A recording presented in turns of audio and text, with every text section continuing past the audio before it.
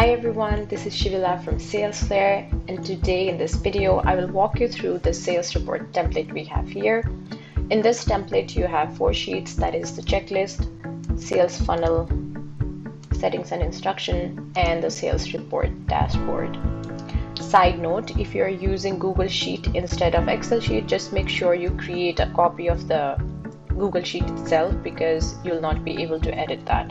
Now, to get started, first go through all the steps that is laid out here, because this gives you a good idea on how to add your data, set targets, and input other relevant information.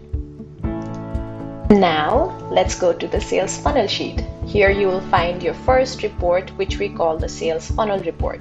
This report right here provides you an overview of the company you are selling to, the point of contact within that company, their email address, and other relevant information.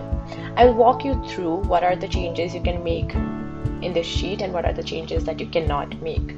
So first of all, you can obviously make changes to the company. You can add or remove according to your need. So for example, company B here, you can add contact A. You can also make changes to the contact person and their email address. To make changes to the stages, you can choose one of the stages here, but you cannot add your own stage. For that, you'd have to do it from the settings and instruction sheet. For this opportunity, let's say they are in the stage qualified. Now that you've added the stage, you can see that the probability of closing this deal was automatically added, and this is based off of what you've already predefined in settings and instruction sheet. You cannot make changes to the probability in this sheet. You can add the value of this deal, so let's say it's 20,000. Then your expected revenue will be auto calculated, which is 5,000 here. You can now make changes to the creation date of this opportunity and expected close date, which is when you expect to close this deal. So creation date, I will add July 2010 2023, and close date I will add as July 20 2023. You can see here that some of the dates are highlighted in red. What this means is that you've already passed the expected close date, and this is a reminder from this template to close the deal. Now you can also choose one of the team members who you want to assign this opportunity to from this predefined list. If you want to add another team member, then you'd have to do it from settings and instruction, which I'll show you in a while. Now you can add the last interaction date, which is basically the last time you had any kind of interaction with this company or the contact. So I will add it as 09/2023, and then the final thing you can make changes to is the next step, which can be something like a follow-up. One last thing I would like to mention is that for this sheet we have added little notes, so you can see these little red corners on those columns. So if you hover on it, you'll be able to see some notes we have added to all of these columns explaining what this particular column means and how it's calculated. So if you have any confusion, you can always check the notes for more information. Here you can make changes to the stage name, the probability of the stage, add or remove team members, and set the targets for them accordingly. So for example, we want to add a new stage called recontact.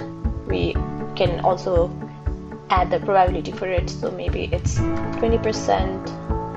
Add a new team member called Scooby and set their target at 10,000.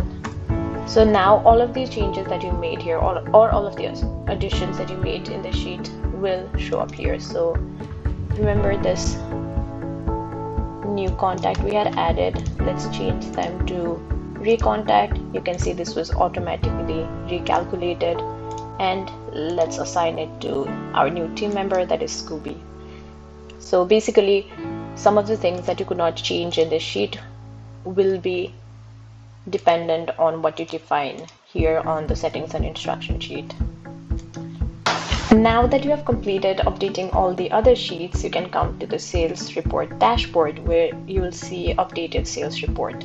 This sheet right here is automatically updated, so any changes you make to the sheets here and here will automatically update the sales report dashboard here. This gives you an overview of all the important metrics that you need to report as a salesperson or as a sales team. This sales report also has little corners here which gives you an idea of how all of these are calculated. This particular sheet is protected, which means that you cannot make changes to it, but if you do need to make changes to it, you can use the password, which is also written here at Salesflare. First of all, we have the revenue report here, which shows you the value of the one opportunity, expected revenue, average value of one opportunity, and total number of one opportunity. This graph right here shows you your forecasted and won revenue versus your target revenue, and this table right here shows your target revenue for each team member, how much was achieved and what is the expected revenue. Finally, we have the forecasted revenue dashboard, which shows you the forecasted revenue versus target per representative, which you can see here, and the forecasted revenue per quarter, which you can see here. What you also see here is the opportunity or pipeline analysis, which tells you how many opportunities are there in each stage, like you can see here, and then what percentage of opportunities move to the next stage. That's it for today. I hope you found this template useful. If you want to build a more comprehensive, more detailed and automated report, then you can always check out Salesflare. And if you are watching this video, I have a little surprise for you. You will get a coupon that is CRM25 off, which will give you 25% off for the next 6 months. If you have any questions, please feel free to reach out to us, and see you next time.